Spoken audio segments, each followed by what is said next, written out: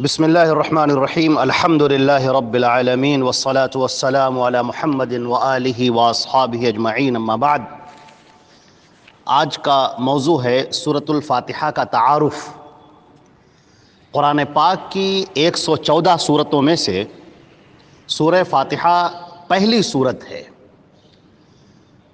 اللہ رب العزت نے اس سورت کا نزول فرمایا ہے مکہ مکرمہ میں، یعنی ہجرت سے پہلے، لہذا یہ مکی صورتوں میں شمار ہوتا ہے۔ قرآن پاک کے اندر دو طرح کی صورتیں پائی جاتی ہیں، ایک مکی صورتیں ہیں اور ایک مدنی صورتیں ہیں۔ مکی صورتیں وہ ہیں جو ہجرت سے پہلے نازل ہوئیں، اور مدنی صورتیں وہ ہیں جو ہجرت کے بعد نازل ہوئیں۔ چنانچہ سورۃ الفاتحہ مکہ مکرمہ میں نازل ہوئی ہجرت سے پہلے۔ اس صورت کی آپ خاص بات یہ دیکھیے کہ اس کے اندر اللہ رب العزت نے معانی اور مفاہیم کا اور خیر اور برکات اور نورانیت کا ایک سمندر پنہا کر دیا ہے جس کی کوئی حد نہیں ہے، اتھاہ گہرائی ہے۔ اس کو سورۃ الحمد بھی کہا جاتا ہے کہ اس کے اندر اللہ رب العزت کی حمد و ثنا اتنی عمدہ طریقے سے بیان کی گئی ہے کہ پروردگار عالم کے علاوہ وہ الفاظ کوئی بتا نہیں سکتا۔ اس طرح کا معنی اور مفاہیم اس کے اندر اللہ رب العزت نے عطا فرما دیا ہے اپنے بندوں کو۔ اور اللہ رب العزت کے رحمان و رحیم ہونے کے، اس کے شفیق اور مہربان ہونے کے سب سے بڑی دلیل یہ ہے کہ اس نے اپنے بندوں کو مانگنا سکھا دیا ہے کہ مجھ سے کیسے طلب کیا جائے۔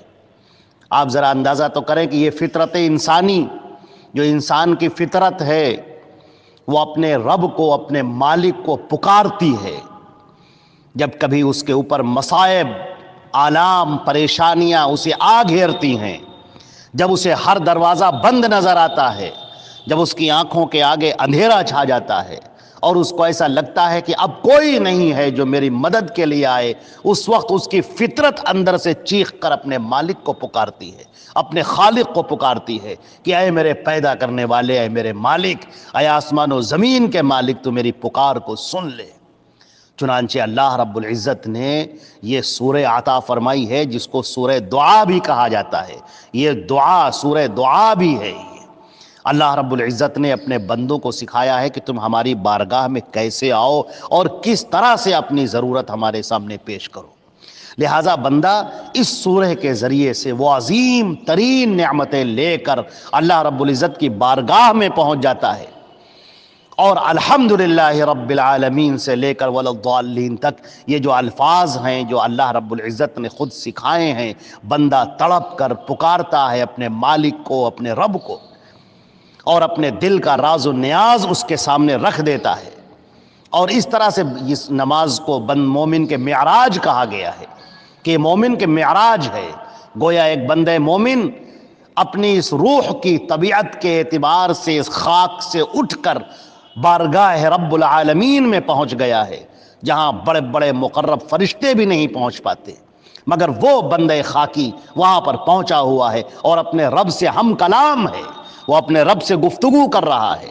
اللہ رب العزت نے حدیث شریف کے اندر، حدیث قدسی کے اندر، اللہ کے پیارے رسول صلی اللہ علیہ وسلم فرماتے ہیں کہ قسمت الصلاۃ بینی و بین عبدی، میں نے صلاۃ کو اپنے اور بندے کے درمیان تقسیم کر دیا ہے۔ صلاۃ کا مطلب یہاں پر سورہ فاتحہ ہے۔ اس سورہ فاتحہ کو اللہ رب العزت فرماتے ہیں کہ میں نے تقسیم کر دیا ہے دو حصوں میں، ایک میرے لیے ہے، ایک میرے بندے کے لیے ہے۔ میرا بندہ جب کہتا ہے، میری تعریف کرتا ہے، الحمدللہ رب العالمین کہتا ہے، تو اللہ رب العزت اس کو جواب دیتا ہے۔ اللہ رب العزت فرماتے ہیں کہ حمدنی عبدی، میرے بندے نے میری تعریف کی۔ پھر وہ الرحمن الرحیم کہتا ہے، اللہ رب العزت فرماتے ہیں اثنا علی عبدی، میرے بندے نے میری ثنا خوانی کی۔ پھر وہ مالک یوم الدین کہتا ہے، اللہ رب العزت فرماتے ہیں مجدنی عبدی، میرے بندے نے میری بڑائی، میری کبریائی، میری بزرگی بیان کی۔ اس کے بعد جب وہ کہتا ہے اہدنا الصراط المستقیم، تو اللہ رب العزت فرماتے ہیں ھذا لعبدی ولعبدی ما سأل، یہاں سے میرے بندے کا حصہ شروع ہوتا ہے، میرا بندہ جو مانگے گا میں اسے دے دوں گا۔ اللہ اکبر۔ ذرا سوچے تو یہ انسان کی کتنی بلندیوں کی یہ معراج ہے کہ وہ اپنے رب سے ہم کلام ہے، وہ سجدے میں پڑا ہوا ہے، رکوع میں پڑا ہوا ہے، اپنے رب کو پکار رہا ہے اور اللہ رب العزت اس کی باتوں کا جواب دے رہا ہے۔ اس سے بڑی قسمت کیا ہو سکتی ہے؟ کتنی بلندی ہے یہ، کتنی خوش قسمتی ہے یہ کہ فرشتے بھی اس پر ناز کرتے ہیں۔ اللہ رب العزت اپنے بندے کو جواب دے رہا ہے، بندہ اسے پکار رہا ہے، اور اللہ رب العزت اسے خود سکھا رہا ہے کہ مجھے ایسے پکارو۔ یہ کلمات حمد اس نے عطا کیے ہیں، ورنہ انسان کی سوچ تو وہاں تک جا ہی نہیں سکتی تھی۔ اللہ رب العزت نے وہ الفاظ ادا کیے، اللہ رب العزت نے یہ پوری سورہ عطا کی، اور اس جیسی سورہ نہ تورات میں نازل ہوئی، نہ زبور میں نازل ہوئی، نہ انجیل میں نازل ہوئی، نہ بقیہ قرآن پاک میں نازل ہوئی۔ چنانچہ سورۃ الفاتحہ سورہ حمد بھی ہے، سورہ شفا بھی ہے، سورہ دعا بھی ہے، اور یہ خلاصہ قرآن بھی ہے۔ اس کو القرآن العظیم فرمایا ہے اللہ کے پیارے رسول صلی اللہ علیہ وسلم نے۔ یہ سبع مثانی بھی ہے، 7 دہرائی جانے والی آیتیں، بار بار دہرائی جانے والی آیتیں۔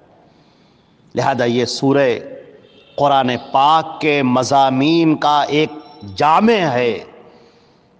پورے قرآن پاک کے مضامین کو سورۃ الفاتحہ کے اندر بند کر دیا گیا ہے۔ یہ ایک ایسا خزانہ ہے، ایک ایسا خزانہ کہ جو اس پر جس قدر تدبر کرے گا، جس قدر غور و فکر کرے گا، وہ مفہوم کے اور معانی کے لال و گوہر اور موتیاں حاصل کرتا ہی رہے گا۔ یہ سورہ بندے کو اللہ سے قریب کر دیتی ہے، اللہ کی بارگاہ میں حاضر کر دیتی ہے، راز و نیاز کرنے والا بنا دیتی ہے، رب سے ہم کلامی کا شرف عطا کرتی ہے، اور بندہ اللہ کی تعریف تو کر ہی نہیں سکتا سوائے یہ کہ اللہ نے اسے الفاظ سکھائے ہیں۔ وہ خالق و مالک، وہ رحمان و رحیم، وہ عظیم بابرکت رب عرش عظیم، وہ اس نے ہمیں سکھایا ہے کہ تم یوں کہو اور اس طرح سے کہو اور اس طرح سے کہو، اور بندہ وہ الفاظ دہراتا ہے اور اللہ رب العزت اسے عطا کرتا ہے۔ کیا کہنے، کیا شان ہے یہ! دینے والا خود مانگنے کا طریقہ بتا رہا ہے کہ جس کے مانگنے کے بعد کوئی محروم نہیں رہتا، کوئی ہاتھ خالی واپس نہیں جاتا۔ اس بارگاہ میں جو اس مالک کائنات کو، ذوالجلال والاکرام، رب متعال کو جو پکارتا ہے، وہ اس کی جھولیوں کو بھر دیتا ہے، اس کی خواہشات کو پورا کر دیتا ہے، اسے انعامات اور اکرامات سے نواز دیتا ہے۔ یہ ہے سورۃ الفاتحہ جو بندے کو اللہ سے قریب کر کے اس کی بارگاہ میں حاضر کر دیتی ہے۔ الحمدللہ رب العالمین کی یہ پوری یہ سورۃ الحمد ہے، جس کو سورہ کافیہ کہا گیا ہے۔ کافی ہے یہ، سورہ وافیہ کہا گیا ہے کہ مکمل ساری باتیں اس کے اندر آ گئی ہیں۔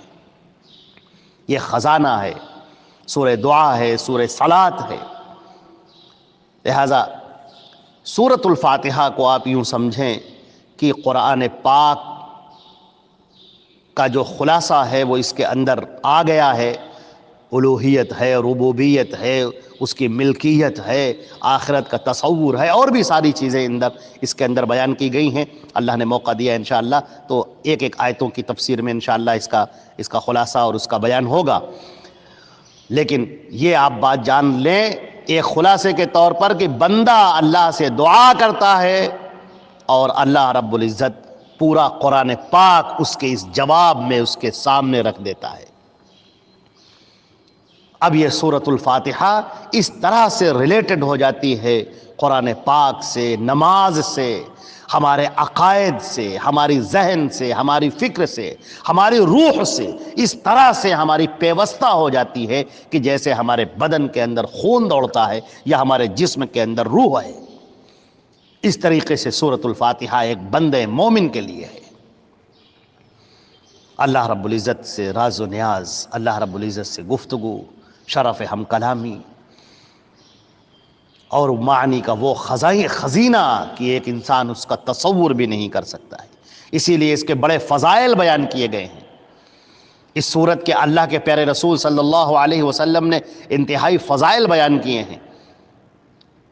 اللہ رب العزت نے چاہا تو انشاءاللہ ایک پوری گفتگو اس کے اوپر ہوگی، اس سورت کے فضائل کے اوپر ہوگی انشاءاللہ، اور اس سورت سے متعلق بعض اہم مسائل ہیں وہ بھی انشاءاللہ ذکر کیے جائیں گے۔ فی الحال انہی باتوں پر اپنی باتوں کو انشاءاللہ ہم ختم کرتے ہیں، اور اس کے بعد انشاءاللہ سورۃ الفاتحہ کے بعض اہم مسائل کے اوپر روشنی ڈالی جائے گی اللہ نے چاہا، اور اس کے بعد پھر تفسیر شروع ہوگی اللہ رب العزت کی توفیق سے انشاءاللہ۔ اللہ رب العزت ان تمام باتوں کو اپنے لیے قبول فرمائے، ہمارے اور آپ کے لیے صدقہ جاریہ فرما دے، صدقہ جاریہ بنا دے، اور ہمیں اور آپ کو قرآن پاک سے جوڑ دے، اور اس سورۃ الفاتحہ کا بار بار ورد کرنے والا، اس پر غور و فکر و تدبر کرنے والا بنا دے۔ والسلام علیکم ورحمۃ اللہ وبرکاتہ۔